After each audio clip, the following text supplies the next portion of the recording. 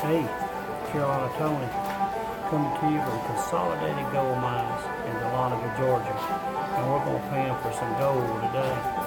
So, let's get started.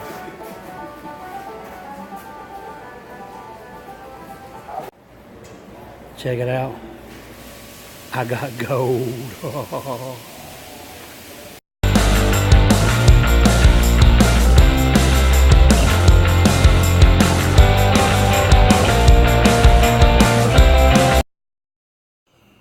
Okay, this is the Dahlonega Gold Mine, and here's the side of the mountain, so you can see, and here's the mine itself. And in just a few seconds, we'll be going in. Welcome to the Consolidated Gold Mine. Before you go underground today, I'd like to give you a little background history on the gold here in Georgia.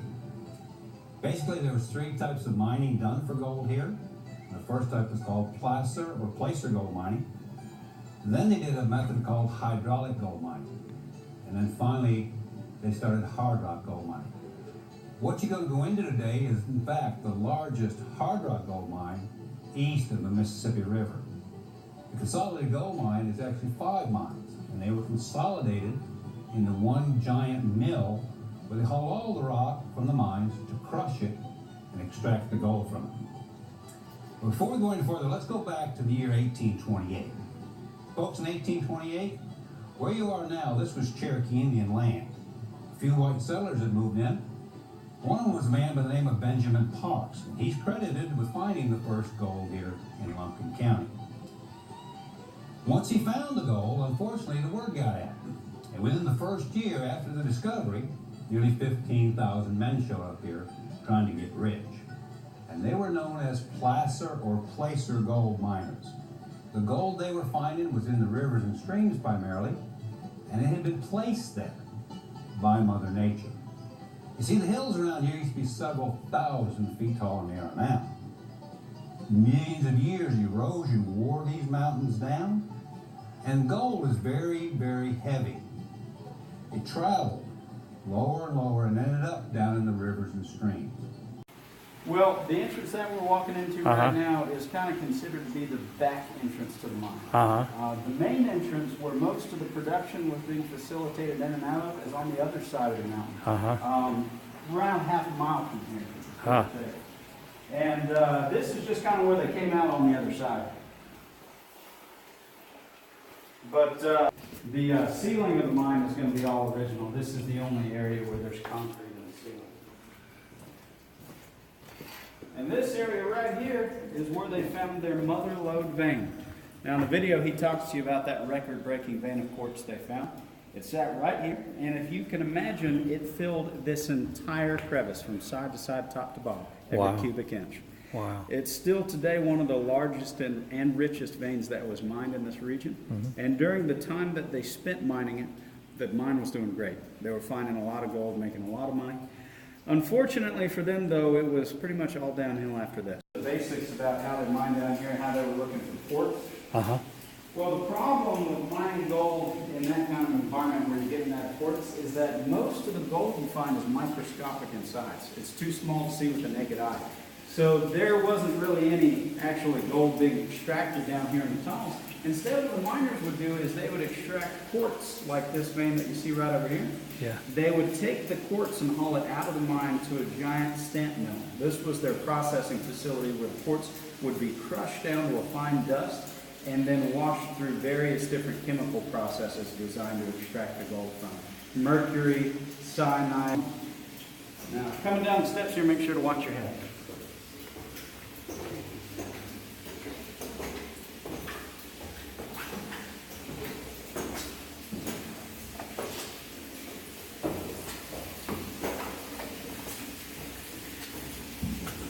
So when they closed this mine up, they filled it full of water. Well, the video is a little misleading in that regard. It makes it sound like they flooded the mine intentionally. But what happened was, are you all right there? That's what the helmet's for. That's right, yes sir. That's why we recommend it. What happened was, you had a lot of natural springs down here bringing water in the mine, like what you see here. see numerous examples of that as we head into the process. Now, all of these tunnels we're walking through were all mined out with dynamite. They use processes very similar to modern day hard rock excavation. They drill holes into the rock like the ones you see up here, pack the holes with dynamite, and blast the rock apart. Right. Well, when they first began doing this in the late 1800s, this is what they were drilling their holes with. Hammer and star drill. That's right, a hammer and a star drill. That's exactly right. Now, this can be done individually, but most commonly it would be a two-man operation. You'd have one guy swinging the hammer, called the striker. What we're walking through currently is what's considered to be the top level of the mine. Deep down below us, there are actually additional levels going down for hundreds of feet. Cool. After they finished mining that big vein up near the surface, that's when they started tunneling deeper, expecting to find more of those large deposits along the way. Now in this room, you can see one of the access points going down to the deeper regions of the mine. This is a winze tunnel, which is a kind of a generic term used to describe a tunnel that's dug down at an angle. And if you look down there, you'll notice it's full of water. Yeah. Everything down below us is still totally flooded. Okay. The top level that we're in now has another entrance on the other side that's slightly downhill, so most of this water drains naturally. But the lower levels have nowhere to go, so they had to pump that water out. And those are those tracks? Yes, sir. Okay. Those are minecart rails going down there. Okay. Yeah, in a lot of This winch tunnels, winch would pull the mine cart. in a lot of winch tunnels like this, they would use a winch to pull the carts. Any carts going up and down tracks like this would have been significantly smaller than the ones in the main production tunnels. Places down here, you can actually still see some of the old trolley wire insulators that used to hold in place the cable to power the locomotive. Like right here, you can see one hanging from the ceiling. Wow. That's one of the original trolley wire insulators. And it held in place the cable that was strung down the entire ceiling. Around the turn of the century, when the new pneumatic drill started becoming popular, they had a couple different styles they used for different drilling applications. First one I want to talk about is this one right here. It's called a stope drill, and it was primarily used for drilling vertical shafts like the one above your head. Now, the trouble with operating machines like this is, first of all, drilling into the very physically challenging. And also, I'm sure you notice the rails here in the ground. These are the original minecart tracks. It's the same rail system that they were using to transport all their rock to the mine. One thing you might notice is that as we head in this direction, the rails and the overall grade of the tunnel is downhill in this direction. Right. That was done intentionally, one, to help water drain out the entrance, but also because whenever the carts were actually full of rock being hauled out, they had gravity on their side to help move the full heavy carts. And then coming back in, it was uphill, but the carts would be empty at that point, so it would be significantly easier. An incredible amount of pressure, like a modern day air compressor. So at what years would be these pneumatic drills? We've got a range of different years here. The most popular one around this time period is the one laying on the ground right here. This is called a drifter drill. Right. And around the turn of the century, it was one of the most commonly used drills in mines like this. So 1900. Yes, sir. Around 1900 up to 1910, around in that time period. This laying against the wall here is a jackleg for what's called a jackleg drill. It's a drill where this is a hydraulic piston that's attached to the rear portion of the drill, and that hydraulic piston helps keep pressure against the drill into the wall as opposed to the miner having to push it in there himself. This is a little bit more contemporary, and then these two, the one sticking into the wall and the one leaning up against the wall, are sinker drills, and they're also a little bit more contemporary. When you speak a little more contemporary, 40s or 50s? Yeah, and around probably the 1920s up until the 1940s or 50s. Okay. And these are from other mines around these days. You know, most mines, they didn't have these bright white LED light bulbs that we get today. Right. Around 1910, the carbide lamps started becoming really popular. You may be familiar with those. It's what most underground lighting consisted of throughout much of the 1900s. Mine used to look like back in the old days. Go ahead. All right, I'll strike up a little flame for you, and we'll see kind of how much light they had.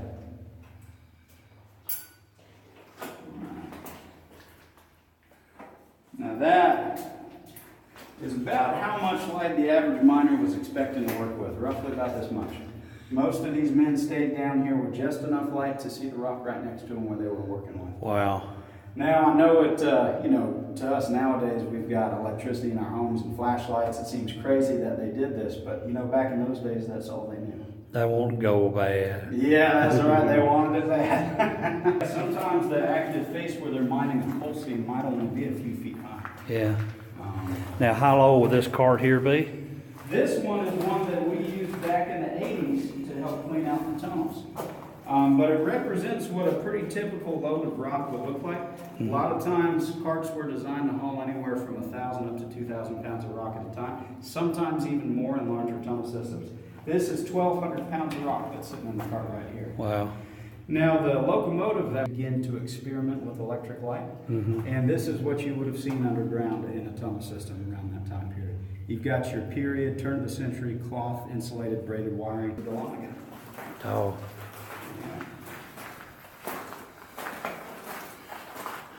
Why is it the parts that's always roped off look the most interesting? Well, you know, this mine is pretty vast in terms of. Talking about this big machine right here. This is a drifter drill. It's a complete example of the drill that I showed you laying on the ground down there. This is what most of the men in this mine would have been using in horizontal tunnels like these, drifts, basically. Now, it has a lot of advantages over some of the other ones I've showed you. First of all, it's held in place by a beam that's fastened between the ceiling and the floor so that you don't actually have to hold the drill steady while you're mining. Also, it was one of the first styles of drill to use a water lubricated bit. It sprays water out the end of the drill bit while it's drilling. Keeps the dust down. That's right, yeah. It helps keep the drill bit from getting seized up in the rock, and it also helps dramatically cut down on the amount of dust. Pretty terrific machine. A lot of modern day mining drills are roughly based off of this design. And this would have been used around when? Around the turn of the century. Okay. Yeah. And this particular one. It's gonna be cool. Yeah, you want me to turn it on for Yeah, you? fire that baby up. Yeah. All right, now it's going to be a little noisy as you expect. I'll cut it off for just a few seconds, and when I turn it off, listen for the echo up and down the tunnel. Okay. It sounds like something. Here we go. 3, 2, 1.